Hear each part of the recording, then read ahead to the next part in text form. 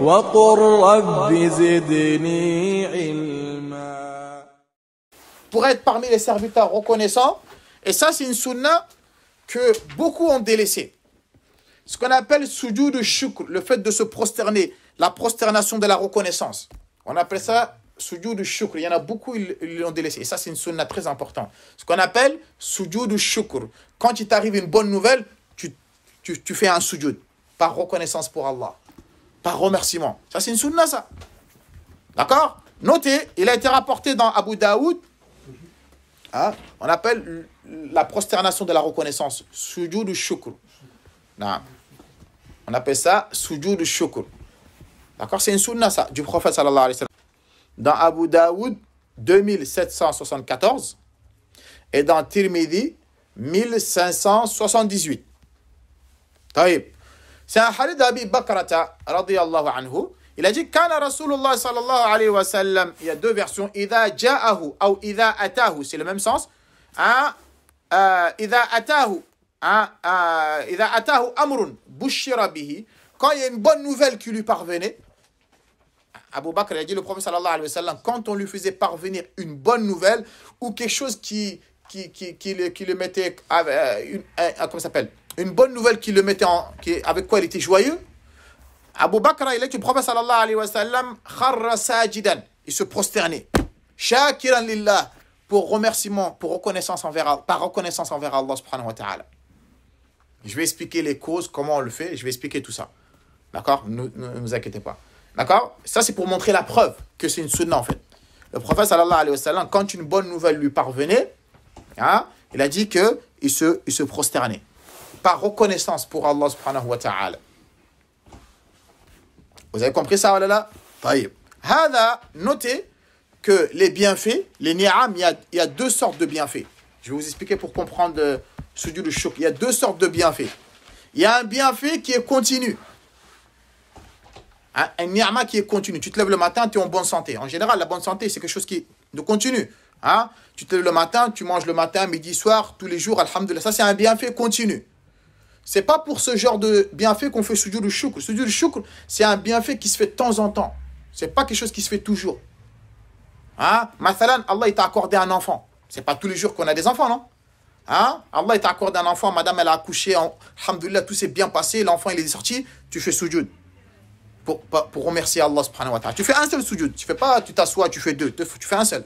Hein? Tu fais sujoud. Et dans ce sujoud-là, tu peux dire Subhana Rabbiyal A'la et tu remercies Allah. Alhamdulillah. Hein, louange à toi, Allah, qui m'a accordé cette ni'ma-là. Et c'est tout. D'accord? Tu le fais pour des bienfaits occasionnels. Ce sujoud-là. Quand il t'arrive une bonne nouvelle.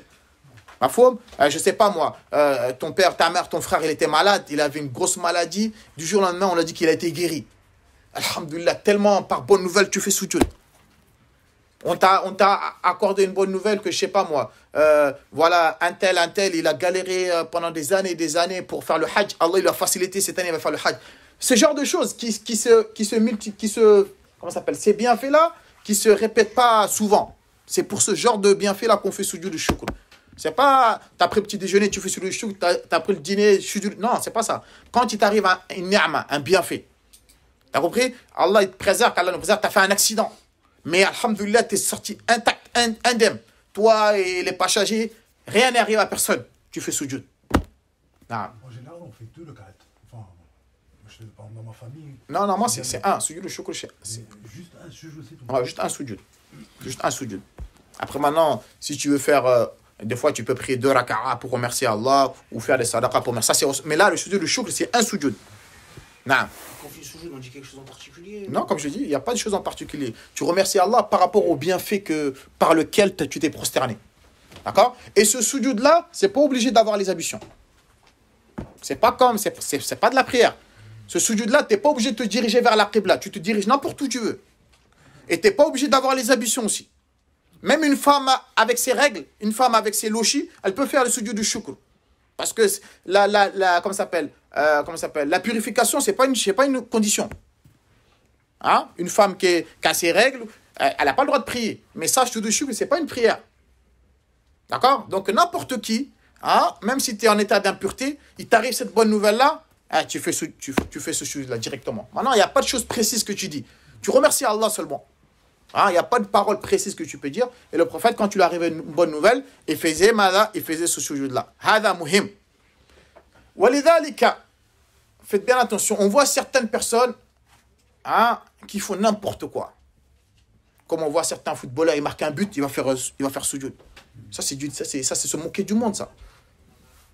Ça, c'est n'importe quoi, ça. Ah, c'est un vrai musulman, machallah, il a marqué un but, il va sujoud. Les gens, ils n'ont rien compris. Ça, c'est pas un jeu, ça.